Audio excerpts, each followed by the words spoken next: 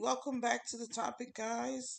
Today is going to be a special show because I have a special person with me today. One of my best friends is going to be the first guest ever on the podcast. Say hello to my friend Carmen Charles. Hi, yay! I'm so excited. Hi, Carmen. I've been trying to get you to do this for a good minute, so I'm glad to see it like come into fruition, and I'm super excited that I am the first guest on the topic. Yes, Carmen. When we were in college, I used to call her my ear of what did I used to say? Um, I don't know. I had a lot of little nicknames. nicknames, right? Like if when I was trying to be rational, that would be the person. She would be the person I would go to if I'm, because back in the day I used to be a little impulsive, a little hot headed, but she would bring me back to down to where I needed to be level headed. So that was my ear, 100%. So this week on the topic is going to be a little different. The title of this episode is called Love and Marriage. So I am going to put a little bit in the hot seat a little bit so I can gain some knowledge on the difference between love and marriage and then love and single. Right, because we're in two different places. She's married. You've been married since what, 2008? Right. So that's clearly a total of damn near 10 So, years. like, it's more than 10 years. We're going on, so it'll be 14 years this year. 14 So, years. yeah. Jesus. I mind boggled, right? Like mind blown, I should say. And I was in the wedding. It was very beautiful. We had a good time. I will never forget your bachelor. I don't think anybody will ever forget that bachelorette party except me. I Oh think I'm my probably the god. only person that forgot the You bachelorette definitely party. forgot your bachelorette party for sure, guys. We had an amazing time, and she, let's just say, passed out, and her husband, at fiance at the time, was not too happy with us. But she had to go out with the bang, and we made sure that that happened. Um, in regards to friendships, Carmen, I can say has been very much a close friend, somebody that I value, and I'm not gonna get sentimental or whatever, but no one else should have been first but her. Okay, so moving on to this week's reality rundown. I don't want to spend too much time on the intro because we have a lot to discuss. So since Carmen is the first guest on the podcast, I did ask her to come up with a reality rundown that she wanted to talk about. So I'm going to hand it over to Carmen. Believe it or not, yeah, it's been a lot of things kind of just happening. Um, and I hate that some of it is really kind of heavy, but I wanted to start with Sex in the City because Sex in the City is like it's still coming up in my news feed. So from the actual reboot, people having issues with um, not having Samantha. I think I have a problem with that too. Just because it's What is Sex it's in the City City without without Samantha? Samantha. Yeah, I I mean, understand y'all upset, but come on. so but I mean, I guess I give them kudos for like really trying to do it and bring it back. But one of the things that they had that came up was their appearance. So the whole point of Sex in the City now Is to is, be sexy? well, okay, but to be sexy, but they're talking about how to be sexy now, in their mid 50s. And that what their life is like now that, you know, they've all kind of had their quote unquote happy endings, but what it looks like now. So, but a lot of people were talking about their appearance. And, I, for one, I try to consider myself a feminist. But, you know, I don't think my issue so much was with their appearance. It's not. I mean, because I think we age. We're gonna gain that weight. We're not gonna look the same as we did when we True. were in our 30s. Very true. But man, some people go too far. They go too far with the work. If you look like a legit plastic person, come on, and you're glossy, like like glossy Mariah, you just get a little glossy finish, then something has went terribly wrong. But are you just bionic? Like, come on, man. Like, really? Like, those don't look like your lips. Like, I think it's just, if you're going to do the work, like, I have no problem with you wanting to do the work. That's cool. If you have the means to do it, do it. But I need it to be done well.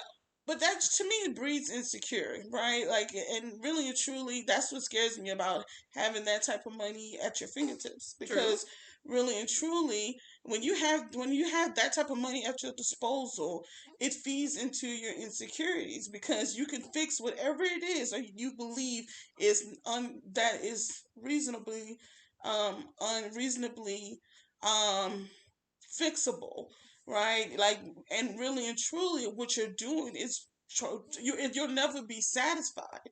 You know, a prime example of that is Khloe Kardashian. She needs to stay away from the knife. Like, you've done enough. Well, I mean, but then, like, I guess my other thing is too, like, what are you trying to achieve? Like, what look are you trying to achieve? What, again, like, I get it, because I'm telling you, if I had the money, man. There's some things I would do too. I'm not going to act like, well, let me pause that for a second.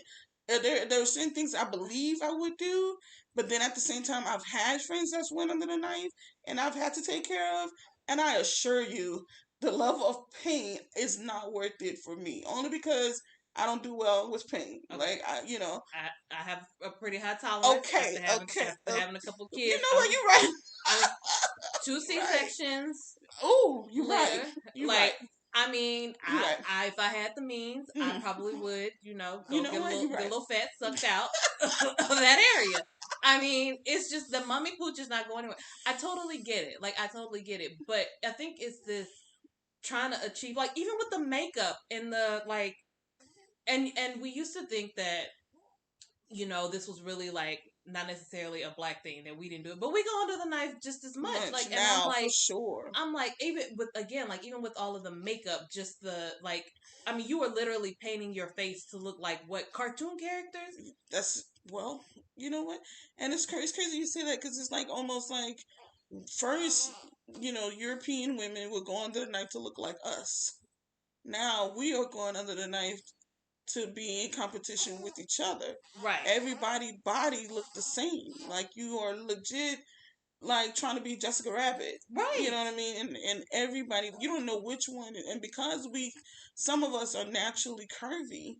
Right. It's very hard now to start to pinpoint who has went under the knife and who hasn't. Difference is, some of them have, their thighs don't match the booty. That's how you're able to tell. Right. But the difference is too, is that most women, black women, are not going under the knife for our faces. It's for which we've never had a problem with. Right. Well, I mean, it's true tea. Okay, true tea. But in regards to Sex in the City, I even like with Grace and Frankie. That's another show that I love. It's very funny to me. It has this dry humor attached to it that I am with. Right. And if you are inebriated and you're chilling at home, I truly suggest watching it. You will have an amazing time. Right. But they just dropped the new season as well.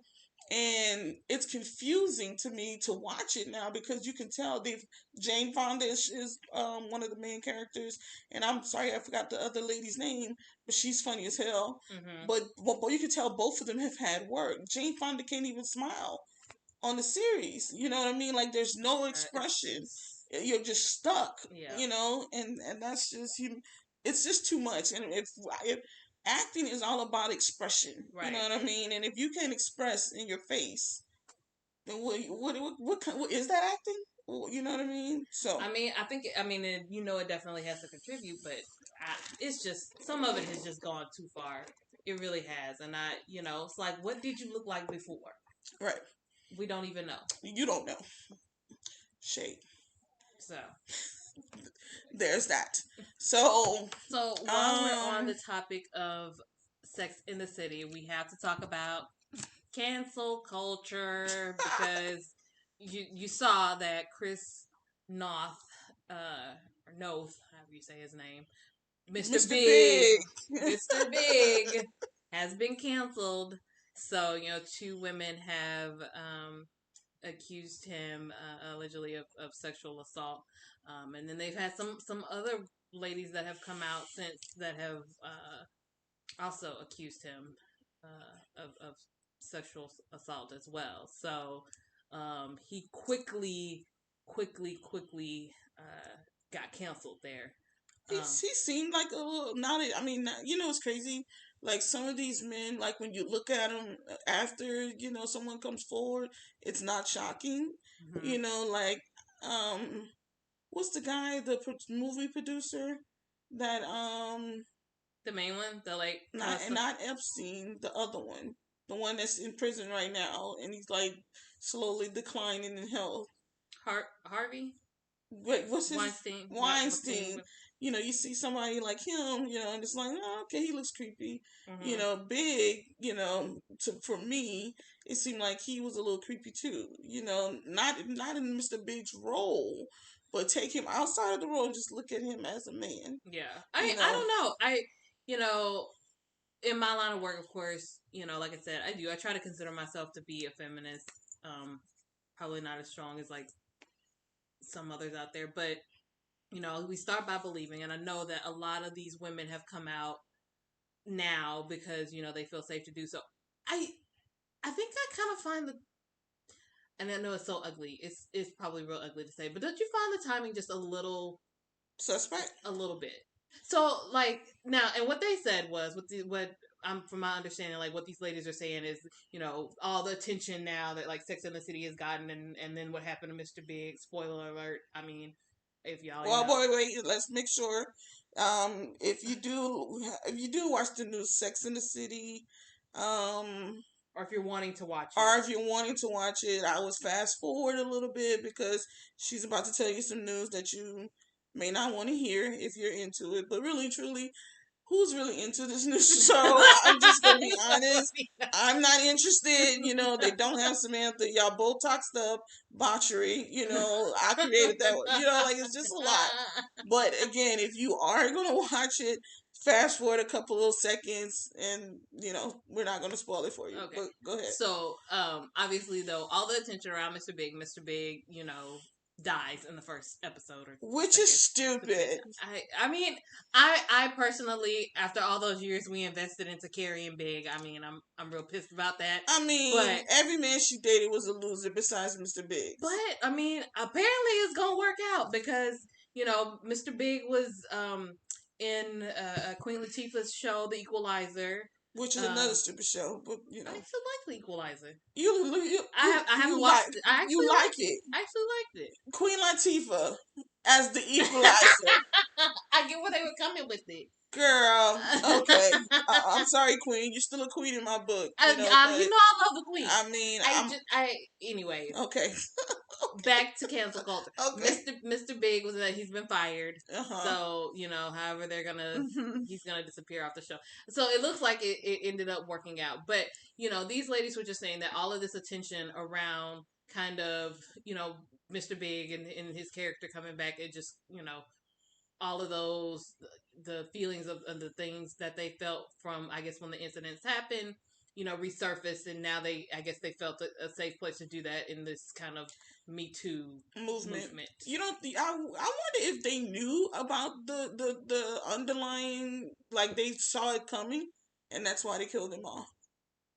What you think? I don't think so. I think they were really caught lucky.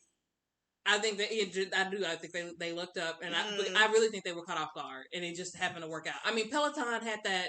I mean, they had a whole commercial based off of the incident that happened. So we're back to the spoiler.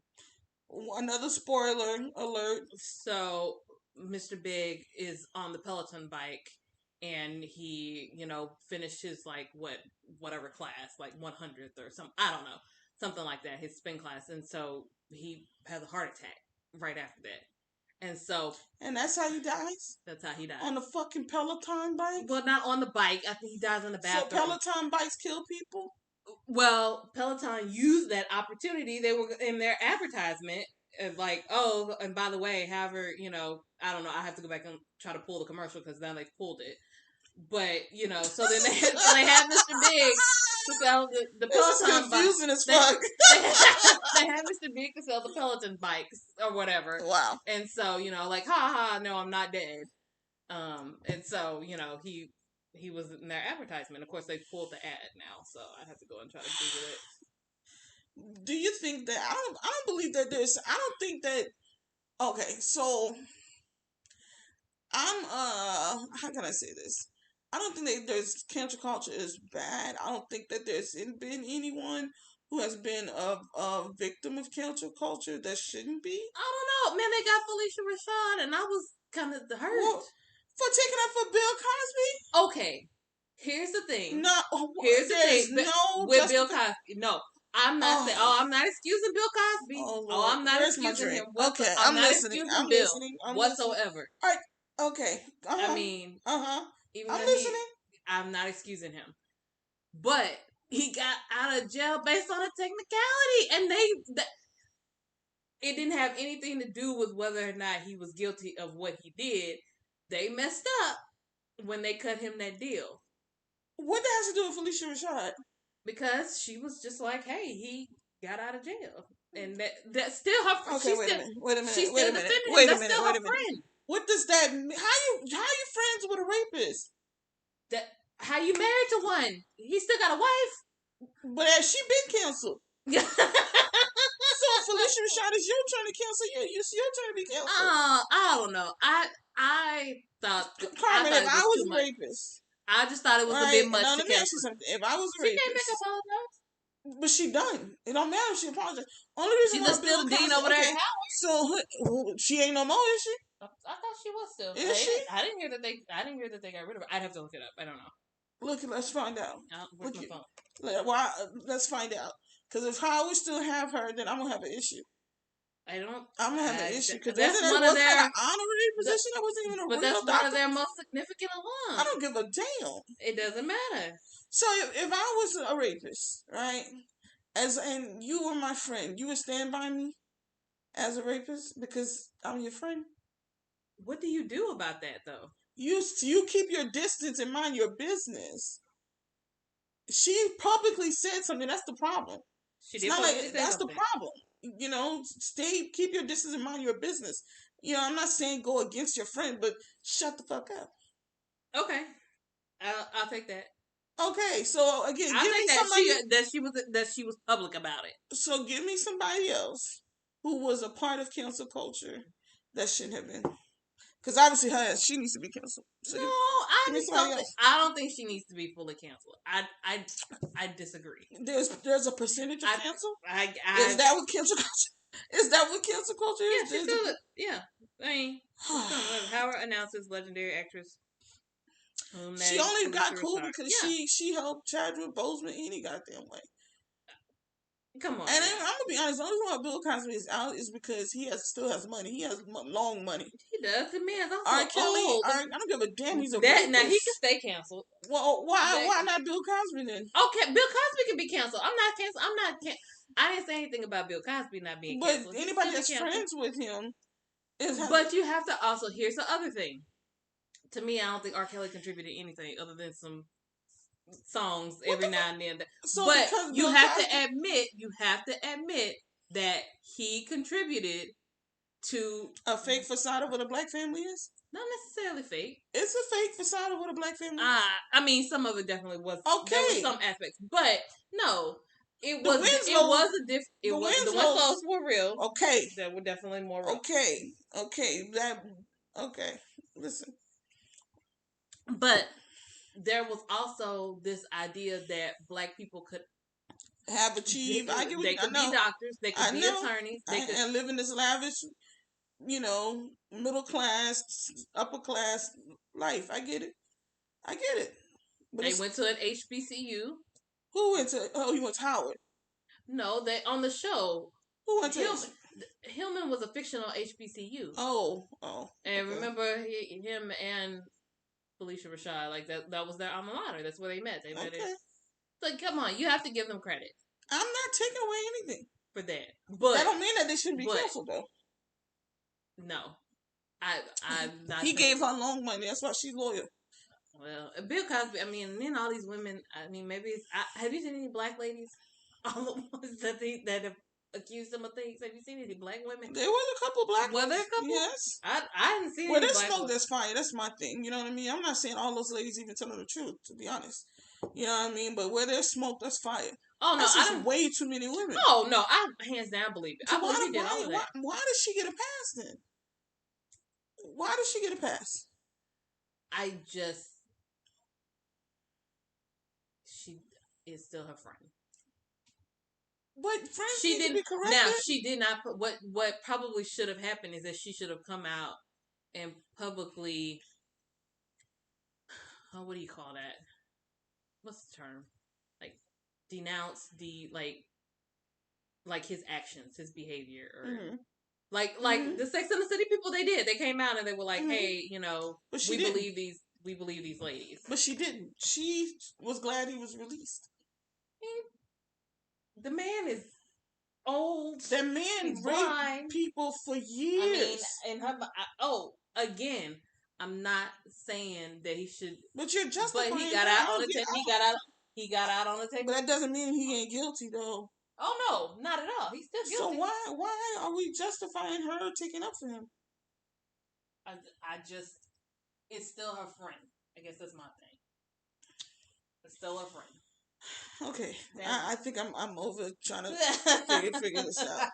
I am here for cancel culture. Again, I've never seen anybody. I mean, definitely some. I agree. If it's justified, I should say. Like, if it's justified, the baby has done many things that put his ass on the list of possible being canceled, but he's too big right now to even be canceled. But at the same time, he's an arrogant SOB.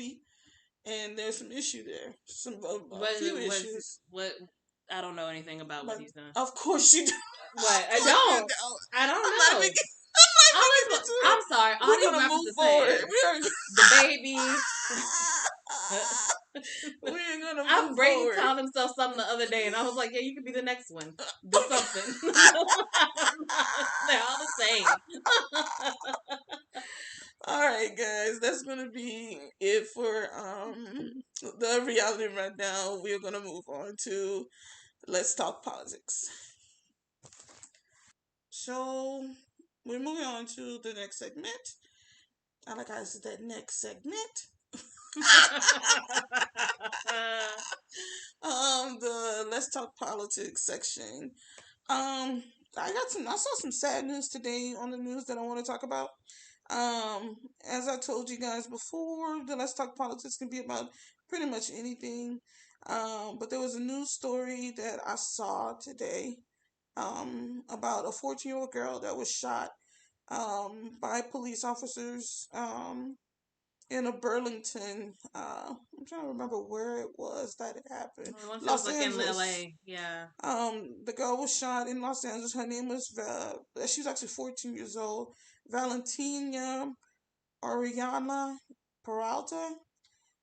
She was shot. Basically, what happened is that she was shopping with her mother.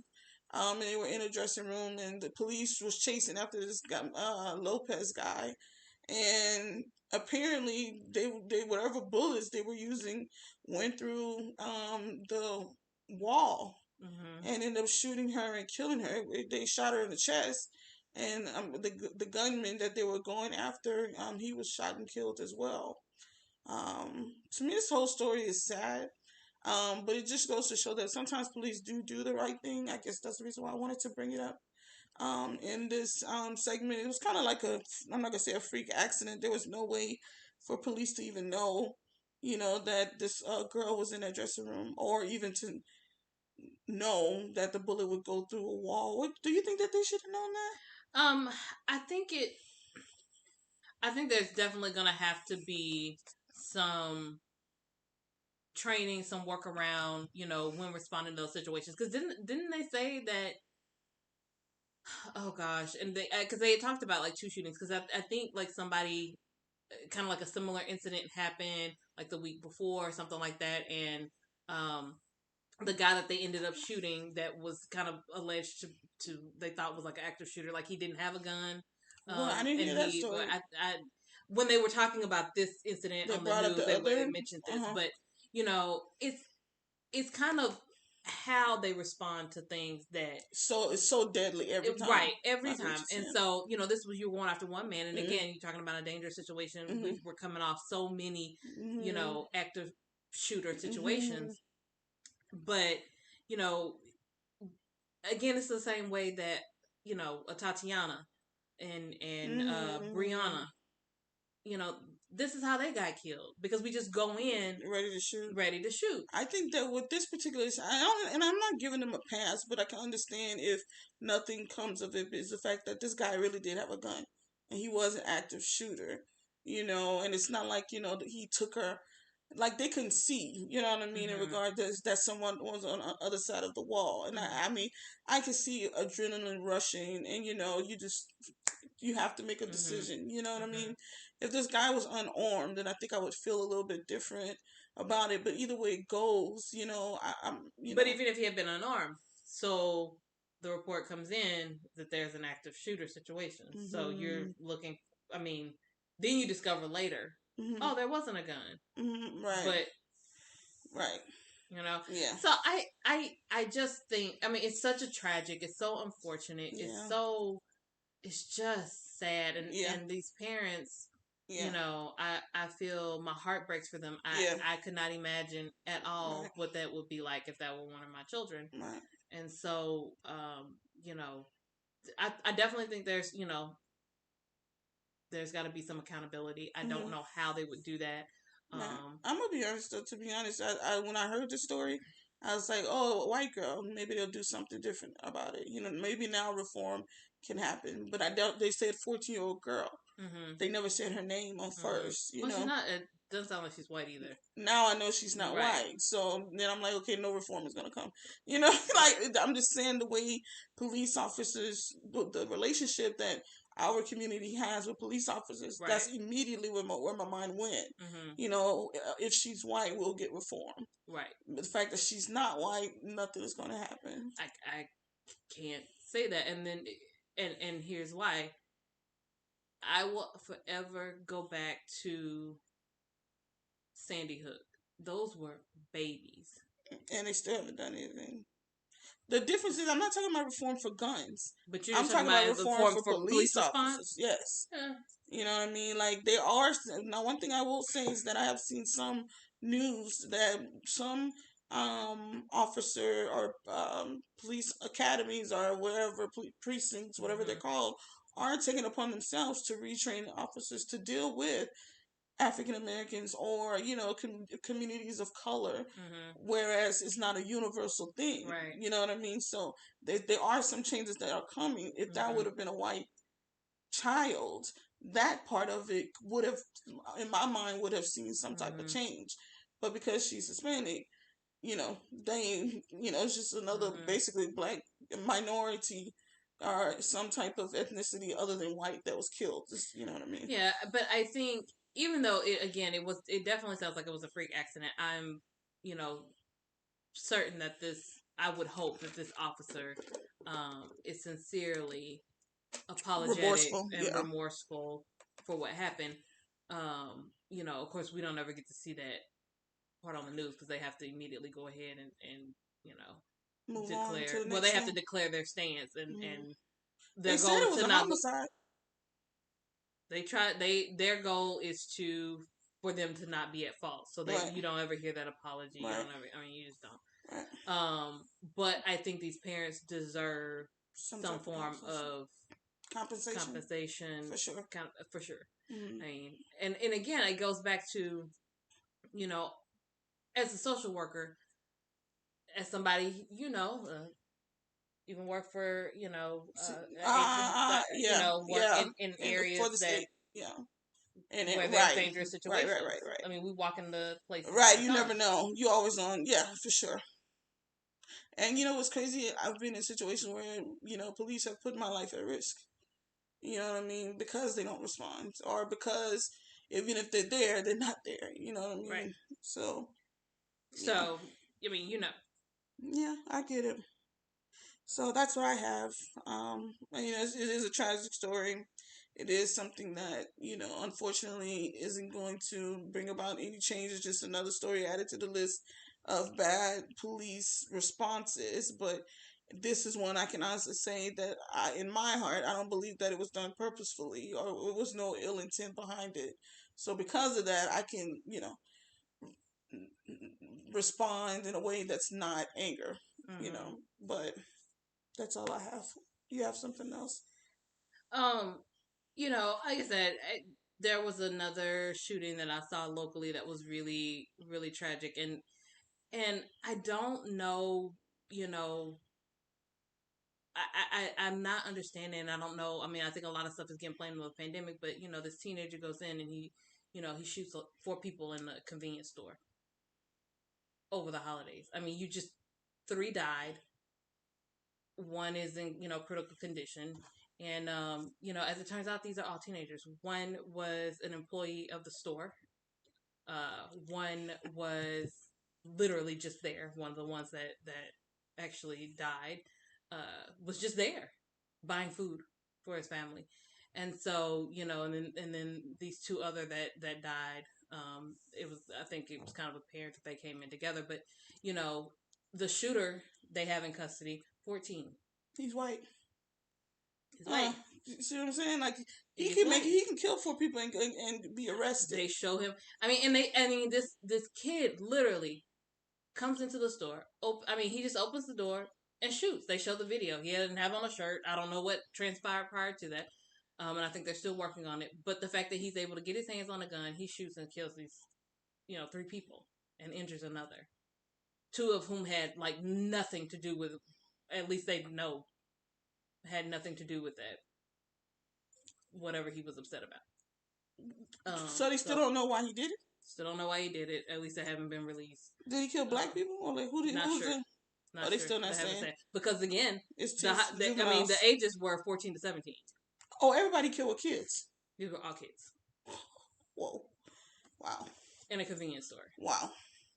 And so, it's like, I don't know if these kids are, they've got access to these video games. I think about the mass shooting that happened, right before school got out for the holidays. And I'm just like, do y'all think y'all live in a video game? Video games play a major part still. Yeah. Call of Duty is a real life. People really die, yeah. But I don't know if like people understand that. And then we see things on social media. It's so much confusion between like this virtual world and reality. Mm-hmm. They're making the virtual world more similar to reality, which confuses those kids. Right. Well, like, I mean, and I don't know. I'm waiting on whatever DSM diagnosis is gonna come out for video games, for just like all of this.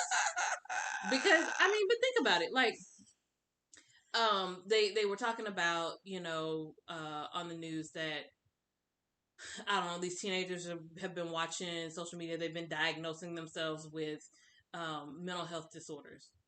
What? Right. Like, they've been looking at and literally legit think that they have all of these symptoms, so I must have borderline personality disorder. Juveniles are diagnosing themselves. You see me, you got me stuttering. What? How the hell do you know what you are as a teenager? But because they think they have schizophrenia. Okay. So, it's just, I'm saying, it's so, in social media, like, because there is this blurred line of, like, reality, and then you got this blurred line of reality and sorry for that what's noise. not. I'm sorry, I couldn't help it. I'm listening, Carmen. I'm sorry. Oh my gosh. Slurping. Okay, it was a slurp, guys.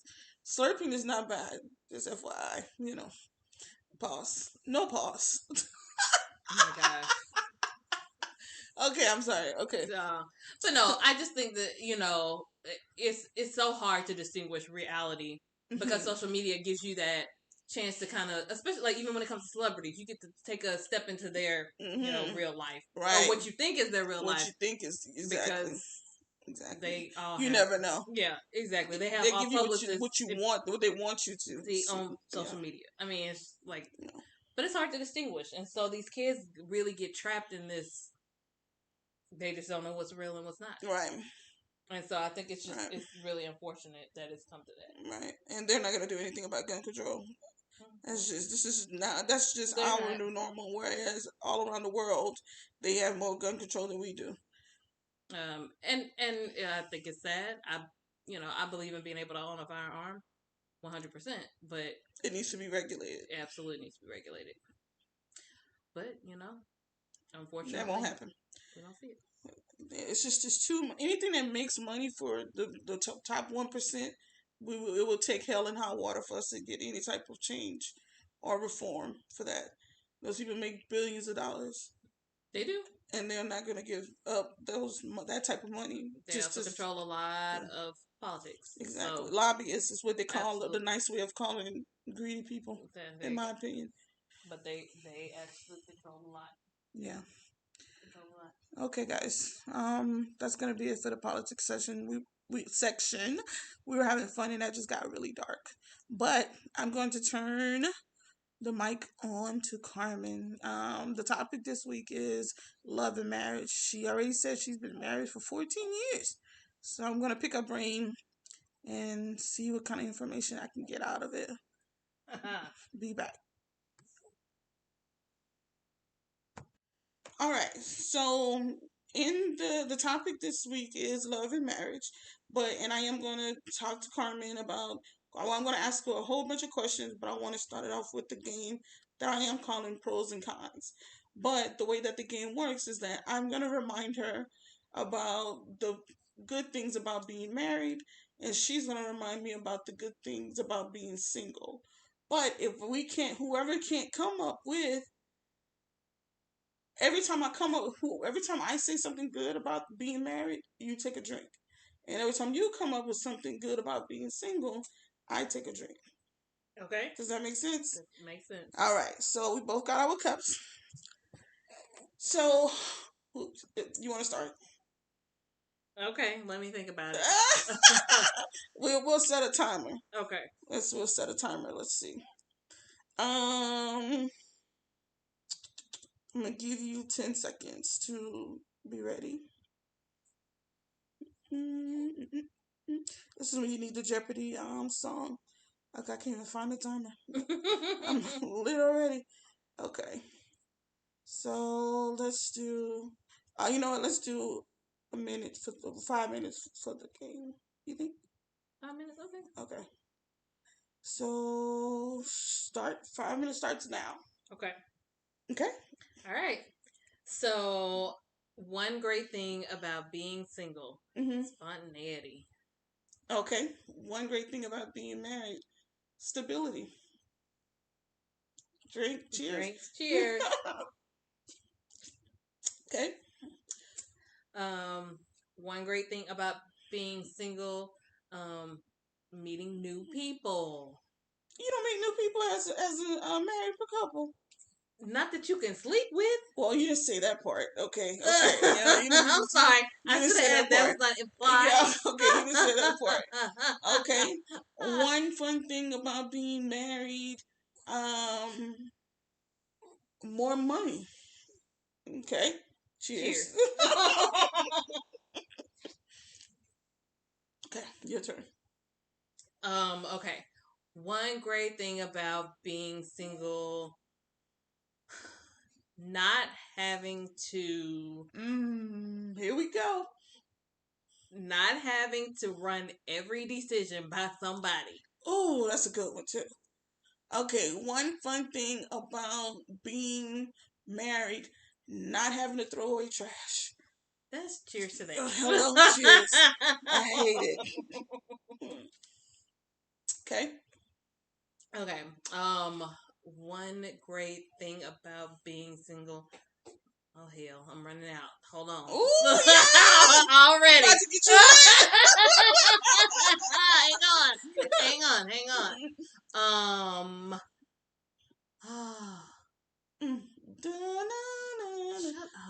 up.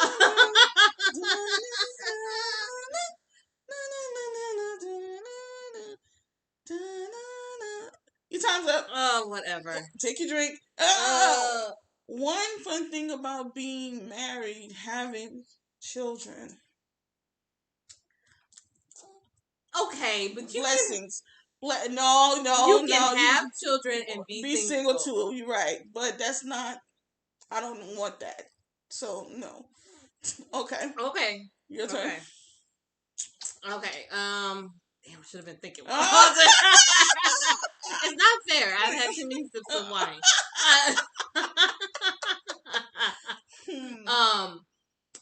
Being single. Oh, I got another one.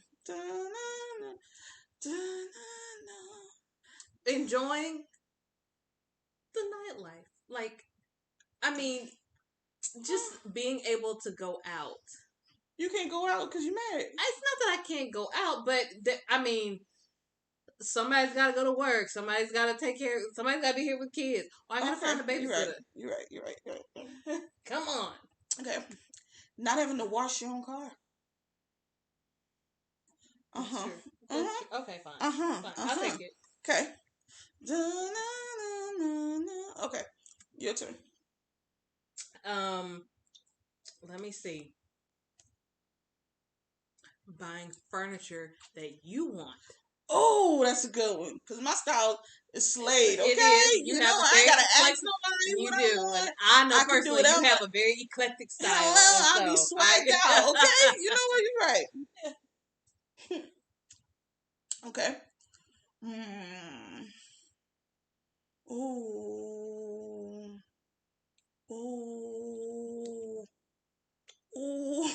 I'm thinking, wait.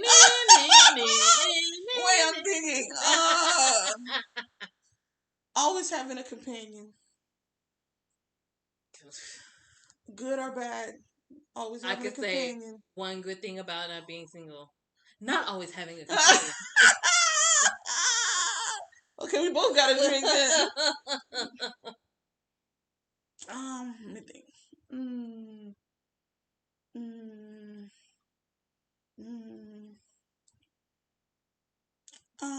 Having a financial. You talked about money already. More income. Oh, damn. Extended family. Yeah.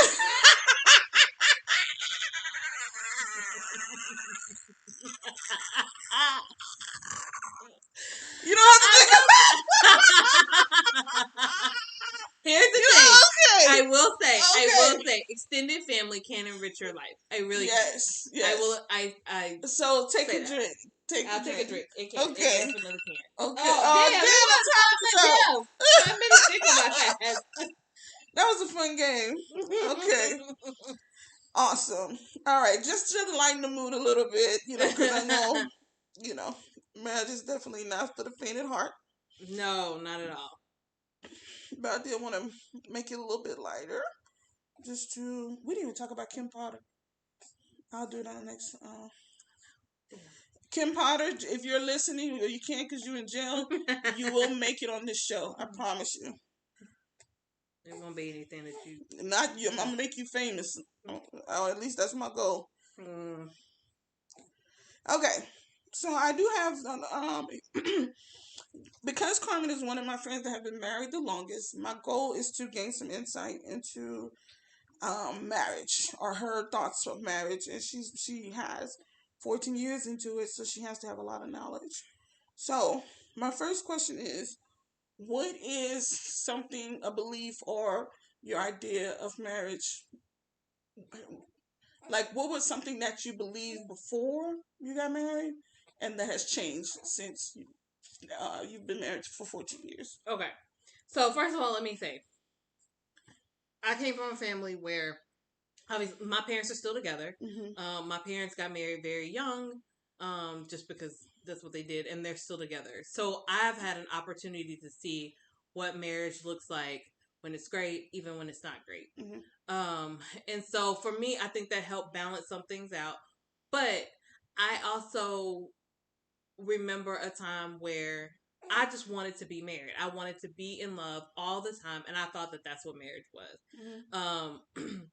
Even though, you know, I knew that my parents maybe, didn't always get along. They would argue, they, disagree about things. But, you know, to me, my parents represented, like, they love each other all the time. And so, and you can love somebody, but not necessarily always be in love with that person every single day. And I think in my mind, I thought that that's what marriage was going to be like. I thought it was just going to be this. I love you. I love you. You see it on TV, and that's Rose and it. Marriage is hard work. I mean, it really is, and I don't think that people associate marriage with work. But it is. What about marriage is hard work? Like, what is, or can you give like at least one or two examples of what makes it hard work? So think about it. You're going to, just in general, people, go through kind of this maturation, right? So you're going to change, Pause for the maturation. I had to legit pause on that word to figure out what it meant. All right. Go ahead. I'm listening. Yes. So you're gonna mature. Things are you're gonna change over a period of time. I mean, I got married. I was 24, 25 years old, and so 24-year-old Carmen is different from 38-year-old Carmen, who has 2 kids, and who is trying to really dive into her career, and it's different, and so I think that having to learn how to navigate each other as you go through these changes. And I'll never forget, one of our friends, we were hanging out with, and they had had some friends that were married, and we were talking, and they were saying, really there are so many things that you don't know about a person until you experience these, you have these life experiences with that person. So you don't know what a person is like when, for example, they've gone through some, losing somebody that's really close to them. And what it's like to be with that person and grieve with that person. One of my good friends, one of my best friends, her husband, dad passed away. Not too long after they had been married, and for her, that was just to have to I mean, just be there with them through that process of losing a parent. And that's not something it's going to happen, but you don't think about that when you're kind of in this rosy colored bliss honeymoon, because there is, and there is a such thing as like a honeymoon phase. Like, when, my husband and I were first married, I will tell anybody, I mean, we had the time of our lives in the first probably month and a half. He hadn't started his job yet. I had not found a job. We had relocated for a position that he gotten out here, and he hadn't started yet. And then I hadn't found necessarily a job yet. We were literally just having fun, and it was short lived, but we were having fun, And I think that people kind of get caught up in that moment, and unfortunately, it's just not like that all the time. I wish it were, but it's not. Okay.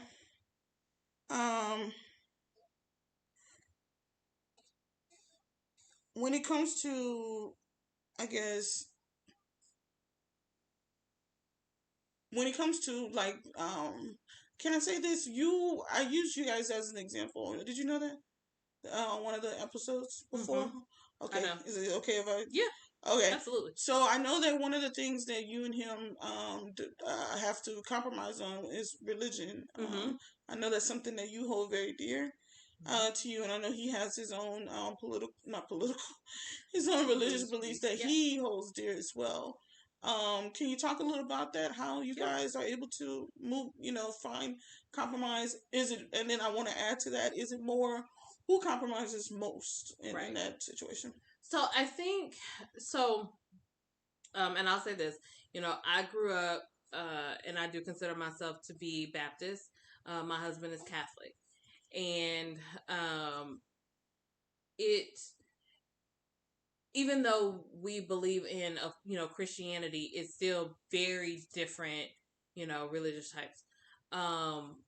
Catholicism is very ritualistic. I mean, they do. There's a lot of things that are just, you know, you kind of do these things. This is what you're supposed to do. Whereas Baptist, I think there's a little bit more flexibility. And so we have definitely had some challenges with that. Even obviously we now have kids, and so it's how do we raise our kids? Do we raise them Catholic? Do we raise them Baptist? My philosophy is that at this point is like we let our children choose. And so I think in the beginning I probably compromised a little bit more, and that was because there was a church that my husband started going to, and I had not found a church home that I was comfortable with, and I just kind of, I mean, I had been going to Catholic church with him. I was not necessarily open to converting to Catholicism, but I had been going. I knew enough to know. Even now, I have to remind people that I'm not Catholic, right? Like because I've been doing it for so many years. But we found this church family, and I still, I love them dearly. I still volunteer with them in certain ministries. But for me, it's very important that I am spiritually nourished, and so I think we kind of used even the pandemic. I had kind of still been trying to find my way. And during the time of the pandemic, when we weren't able to really, necessarily worship in person like we had been used to doing, I found kind of a place where I felt warm and I felt welcome. And so, I had to, at least I felt like I had the discussion of, I found this place where, I feel at home. This is kind of what I want. And so I kind of moved to establishing membership with the church that I felt was where I wanted to be. And my husband, even though I told him that, he still didn't feel like we had as much of a discussion as we should have, regarding it.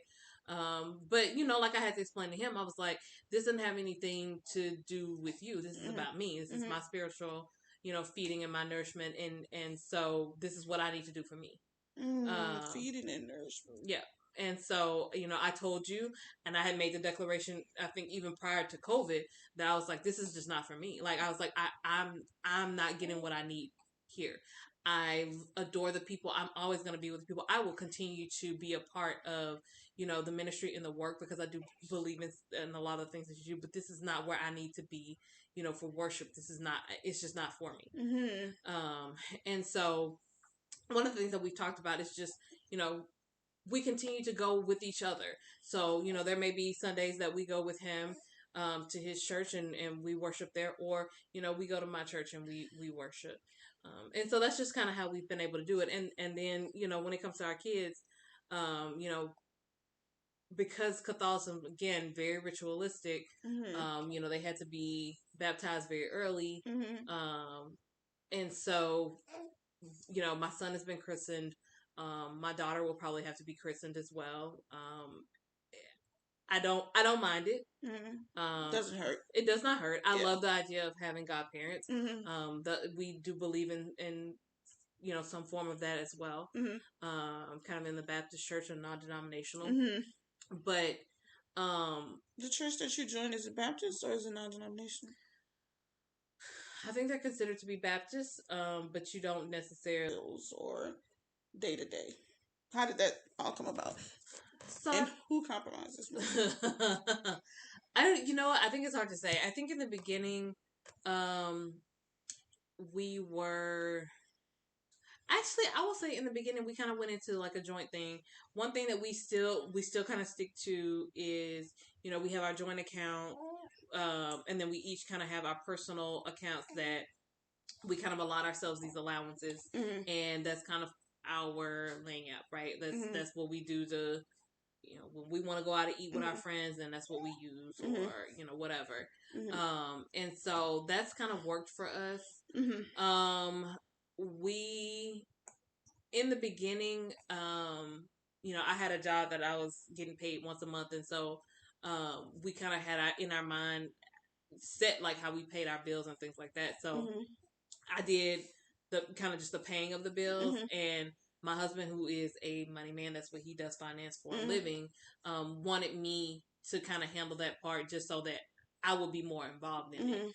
I have taken more of a backseat in more recent years, which I am trying to get better at and kind of get back to where I'm actually being more involved. I think once we got to a place where honestly we had more income, we weren't necessarily thinking about, or I won't say we, because again, my husband does it for a living, and he's always thinking about money. I probably don't think about it as much because I'm like, well, I know the money's there, right? And so we could definitely be better and be more diligent about how we handle things financially. I wouldn't necessarily say either one of us loses out when it comes to, because if it's something that we want, I mean, we get it. I think, like in recent years, both of us have kind of like started kind of doing our own hobbies and kind of doing like our own little side hustle things. And so like they're like, for example, there's something that I know that I want to purchase. It's a large purchase, and I'm like, over this next year, I need to figure out, just kind of putting some money back, even that's money back in my little allowance that I have or whatever, so that I can do that. I pay for, my extracurricular activities that I do, my organizations that I'm involved in. And so, those things I try to, save back and, out of your own personal, my own little personal allowance. But I know that I'm guilty of dabbing into our joint account as well. I mean, I do it as well. And so I do want to get to a better place where I am just kind of better about that. But I don't think either one of us necessarily compromises. I mean, my husband wanted a brand new truck, and he got off the lot. Yeah, I mean, and literally, his only problem is that in this pandemic he couldn't find a truck because there's been a shortage. So I mean that was it. But he wanted a brand new truck off the lot. That's what he did. I needed a new car. I needed a mom car, and so a couple of years ago he surprised me with one. I mean, and then we just paid it off. And so when we paid it off, that was just kind of open for him to go get what he wanted. Yeah. And so I think we just over time have just kind of found a rhythm. Yeah. Are there things that we can do and we can do better because we still that's human. Yeah. We could just be financially more responsible, especially when it comes to things like retirement. Right. And, as sad as it is to think about, we're there. That's what we got to think about. Okay. I mean, that's what we got to think about. Yeah, that went dark. Okay. Just the truth. You know what? And I want to go there a little bit.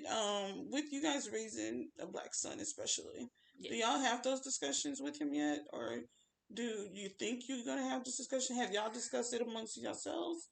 So, we haven't talked to him so much. We talked to him about, being, black. In his terms, I'll ask, does somebody have brown skin like you? Or, I may say a little bit more of that. We had a little conversation, because, our son is very sweet. He's very loving, and he's just a kind-hearted little boy. And so there was a little incident where somebody had done something to him at school, and I mean, I wouldn't have known because he never said anything about it, but the school's required to give me like a little form, a report of like the student hit him or did something to him. And so, then I had just ask him about it because he wasn't going to say anything. And so, when I talked to my husband about it, he was just like, well, you know what I want to tell him to do? And I was like, yes, I understand. But you have to understand that our son is also black and he's, going to school in an area that is, predominantly white. We can't tell him to go punch him back. Yeah. And so that meant talking to him about how to respond if somebody does something to you that is harmful, so that it's not that, he's being a pushover, that he's a target for being bullied. Because really, our son is physically, he's really tall for his age. He's not very big, but he's, he's skinny, but he's very tall for his age. And so people have a hard time realizing that he's just 7. He's in the 2nd grade. He's just 7 years old. But talking to him about what to do if somebody what did y'all tell does him? that. So what I talked to him about was that if somebody does something to him that hurts him, then he has to say really loud, don't do this to me. Don't do that. So that he's taking a stance in, I don't condone, like I don't like what you're doing to me. Don't do that again. And so that he's being very vocal about what it is that he does not like, or that they're violating his space and his bubble, or whatever that is. And then if that person does not respond to that, then he is going to have to talk to a teacher, so that he's the first person to initiate, hey, this person is doing something to me that I don't so like. So that way the teacher knows in case he needs to punch them. Something happens. Hey, that's dope. And see, I'm so hood, and that's why me and Drew relate, because I'm not, they hit you, you hit them back. You ain't gonna get in trouble at home. You gonna get in trouble at home if they hit you. But I talked to him about. But that makes sense. It does. But I talked to him about, there was not every single one of my brothers, and my brothers are not instigators. They've never been. Right. And so your mom had 5 boys. 4 boys, 5 kids total. 5 total. I'm the oldest, and then the rest is boys. And so every single one of them, and none of them are fighters, none of them are instigators, but every single one of them were suspended at some point. And it's usually in middle school because somebody kept messing with them. Yeah. And so my mama's, and they never got in trouble. They got suspended, whatever it is, because there was 0 tolerance, when we were in school. Right. And so, my parents were never upset, because they knew their kids and they knew that they weren't instigators. Right. But there was always going to be a point that you have to stand up for yourself. And I think in hindsight, I was like, it really was awful that they suspended those kids. But the oldest of my brothers, he told my mom, he said, that boy, he hit me in my back so hard. It hurt, it hurt. He hit me, and so my brother just went in on him. Yeah. In response, and so that was that, and because there's 0 tolerance for fighting, well then you get suspended. What about police brutality and stuff like that? Yeah, those. I think every one of my brothers have been pulled over by the police. I'm talking about with Brandon. So even and again, I say that every one of my brothers have been pulled over by the police. I know that it's a time that it's gonna come. But have you and Drew had a discussion together about that? Not right now, and it's just because he's only 7. He's 7, and everything in his world is just roses. It's happy. He's a happy little boy. Okay, he, and so I know that I have to talk to him about that. I mean, this is a little boy who, for a while wanted to be a police officer. Now he doesn't know what he wants to do, but he wanted to be a police officer. Wow. And his dad is police. Military. His dad was military police. And not that he necessarily understood that, but it was just, right. He loved it. I mean, it was just the idea of I could be a policeman, and they, help people. They make things better. And so, it's I dread that conversation that I have to have with him. That I know that, and sometimes the police taint it a little bit. Yeah. Sometimes the police aren't always our friend. Yeah. And that you have to be careful when it comes to police. That's scary. That's very scary. And you know what, to be honest, me as another, I'm not gonna lie, in regards to I want kids, that's another thing I don't want to do it by myself. You know what I mean? Because really, truly, that's just scary to me. It's scary. That even having to if I'm at work, you know what I mean? Like everybody says it, right? Like you can do it on your own.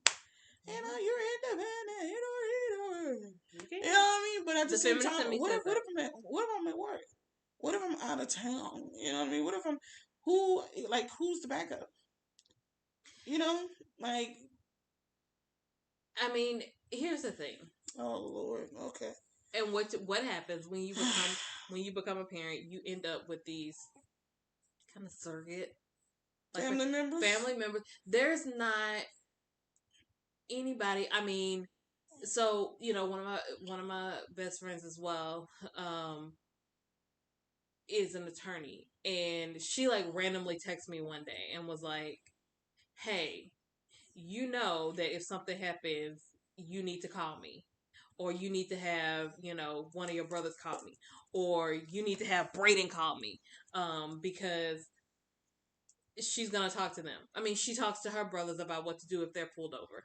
I mean, there's there's gonna be somebody there. There's gonna be somebody there.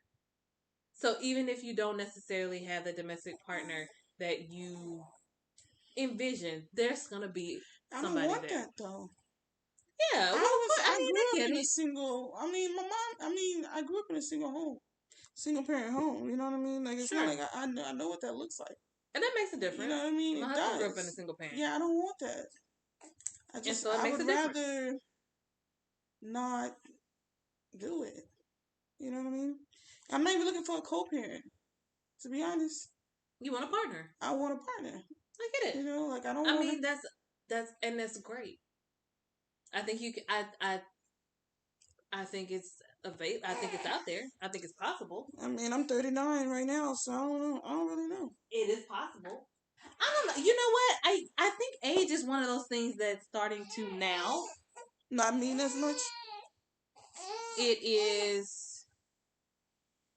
It's not that it's not me. I think it's being pushed back because so the generational so whereas like I said, my parents got married very young, and it was just because they wanted to. Mm-hmm. I mean, there was a time when you did those things because she got pregnant. You know what? And speaking of, let me ask you this too, because I thought about this question. Before Drew proposed, I remember where y'all were. Mm-hmm. Right? Do you think that's typically where? Because I think y'all had got into it a little bit. We did Before he proposed. Do you think that's typical? And that you're not the only married friends I have who were kind of in that phase. Because if I remember right, Melissa and James were kind of in that phase too, a little bit. Before he proposed, like she was almost like, you know what I mean? Like, do you think that that's typical? Where like right before he proposes, there's kind of like a little friction. I think it. I just don't think it's abnormal. I think, like in our case, because I can speak to our case. Our case was, my husband also had this idea of what marriage is supposed to look like. Because he grew up in a single parent household, he wasn't there to see that sometimes marriage is just not always great. It's not always what you see on TV.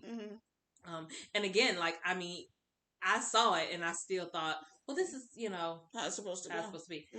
And so in his mind, he kind of had what he wanted to do and this kind of like lavish proposal type of thing. And I guess maybe I had talked it to death. And just kind of what we were planning to do. And so he felt like told you he wanted to marry you long before that. He didn't necessarily say it, not to me. I guess he kind of went about it like talking to like family members and stuff like that. His family or your family? My family. Okay. But they didn't say anything. Now my dad kind of mentioned something to me, but it wasn't. We just hadn't talked much about like what it was going to look like. And so I didn't have this lavish proposal. I kind of ended up proposing to him, and it was just because I kind of came back to like, hey, you want to get married? And so I kind of messed up, I guess, what he wanted to do. I don't, I He was don't pushing. know. Yeah, but I didn't know. You know, I didn't understand it. And again, we're talking about somebody that's like 20, 23, 24 years old. Like, think about what you were doing at 23, 24. I'm still doing it. What are you talking about? I'm 39 and single. I'm still doing it. But I'm just saying, like, really, but you're 39, you're in a different place. Yeah, I'm still doing it. You know what it's like to have real grown up life. True, but I'm bills. still doing it. Yeah, I get it. But,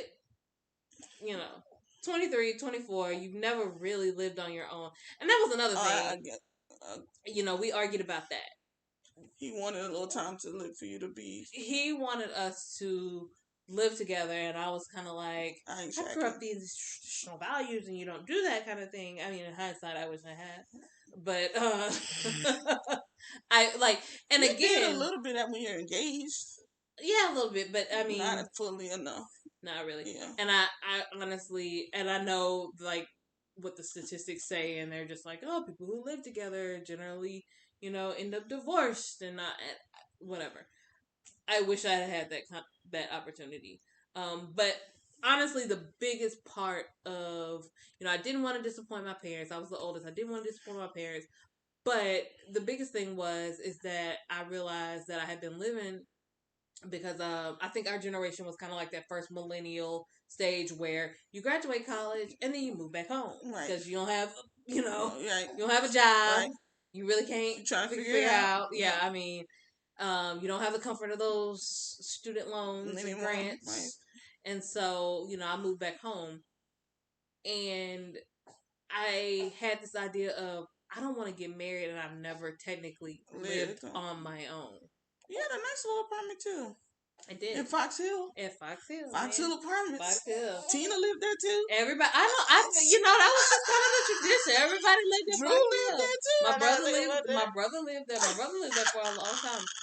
They had their first child, and they were still living in Fox Hill. And and so I that was like honestly, that was like my biggest thing. I did not want to say I'd never lived on my own. Yeah. And but really, then you end up in my spot because it's like I've been on my own for a long time. Right. You know what I mean? So it's really hard. Like, it's either in or out. You know what I'm saying? Like that. It's just kind of how I just don't have patience. I mean, and I have a lot of single friends, and I say it all the time. I'm like, I don't. I don't envy being. I just don't like. I don't necessarily. And I have a couple of married friends that do. And there are times that I'm just like, and I will just be honest. There are times like I can be bad all by myself. I really can. I can. But I mean, in all actuality, I don't. It's not green on this side, I promise. It really isn't. Men are terrible. I mean, no shade, little shade. Sorry, you know what I mean. Like the dating scene is just. I love that commercial. I haven't. There's a commercial where, what is it, like one of the 90-day ones, like 90-day fiance or whatever. And so like it's like 90-day single life, and so the woman's like, so I'm back into the dating pool, and I'm pretty sure there's pee in it. And I'm like, I saw that. I did see that. That's like, exactly what it is. It's like, and really, truly, even if you meet somebody who's maybe 50% of what you're looking for, the drama, like it's just like you gotta settle. What did your post say? I didn't see the post. What did you say? I thought you had a post. Never mind. You know my ADD, like you gotta let me get it out. I'm sorry. If it goes, it's going. I don't even know.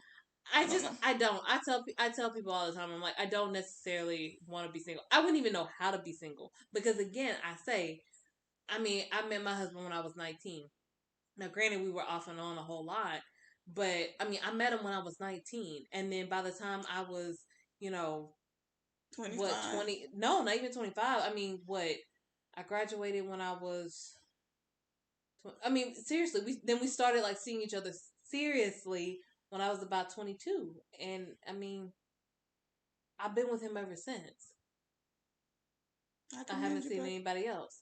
So I don't necessarily, and then when you add kids, that's a whole different ballgame. I don't want to get to know somebody else. I don't want to have to run background checks on people, to make sure you okay to Not be a around my. background check. Oh, because I would. You can't be around my kids. I don't. It can't happen. Now, because there was a time my husband and I don't shy away from that. I talk to people about that, and I talk to other married couples about that, but there was a time that my husband and I, we really did not know if we were going to make it, and we kind of talked about separating. I don't know what that would look like. I know for me, I would move on, and I would move on to look for another partner, um but it would be so hard to do that, and I don't minimize that. Mm-hmm. I do not minimize that. I think, again, you just can't be, and again, being a social worker, I've seen a whole lot. Me too. And so I know I'm probably a little more jaded than other folks, but I'm like, Right. no, I'm running background checks. Yep, I'm paying for it. I'm doing all of that. You can't be around my kids. Nope. It's just not gonna happen. I feel you. You know, it's crazy. Even in what I did before this new position, even the crazy ones, trying to holler, and it's like, are you crazy? Mm-hmm. Crazy? Mm-hmm. Do you think I'm looking at your background for free, homie? Like, what do you think Just this saying. is? Like, I see this for free. Yeah, I'm like in not your even the paid life stuff because of your background, right, and you think what? right, right. And So and that has happened. right. That has happened. I'm like, I'm here though, right? Right, like because and of you know what I do, right? right. And you still Like, what do you think this is not about to turning you happen? off? Right. No, That's it's not turning a you. turn on. So that's not It's a turning you turn. off. I had one they called me a year after, No, continuously negative. sending me videos like, "Come join this V mode." That's not turning you Like, off. what do you think this is? You know what I'm here for, and this is not what. And you know what? It low key be the fine was on slick too. So some of them were actually fine, but if you sick in the head, son, ain't nothing I can do with you. I don't think there's not been one. Not a single one, Carmen. I'm thinking hard. I'm thinking hard. I'm Carmen, thinking real hard. come No, on. there have been. Now I will say there have been some. There have been some people that I've worked with that I'm just like, how did you get tied up with this? You're a really cool person. Like, I could probably hang with you. You will be the type of girl that I would hang with, go get a drink with. And if now you want to climb. That's exactly what I'm saying. But you ain't never seen not one. I'm really trying out to of 96 of them things, not a single one. Not Law average. I'm really trying to think of like Carmen, one. I don't believe that. I'm so serious. I don't I'm believe really that. trying. I'm seriously You trying did that to for think how of long? like I'm sorry, guys. We going on a whole. Let's stop. Yeah, because we're going on a whole nother tangent. I know, I think that's all the questions that I had for Carmen. I hope she was able to shed a little light into love and marriage from the perspective of a woman that has been married for 14 years. Let me know what you guys think. You can send your responses or questions to the topic is at gmail.com. That is the double E topic is at gmail.com. You can also catch the topic on Instagram and Twitter at Chat the Topic. The website is www.thetopicchat.com. Carmen actually has her own business as well, and I want you guys to support it. You want to go ahead and tell them about your business, Carmen? Yeah, sure. So Press for Time. Press for Time is my new little baby. I'm working on it, and so it is slow, but it is definitely steady. So we focus on personalized, individual, and small orders. But when you just kind of want that personal touch, or when you are just looking for a little something that you want special for a special somebody in your life, look for Press for Time. You can find me on Instagram, Press for Time _CC. Check her out, guys. She's dope at what she does. And see you guys next time. Bye.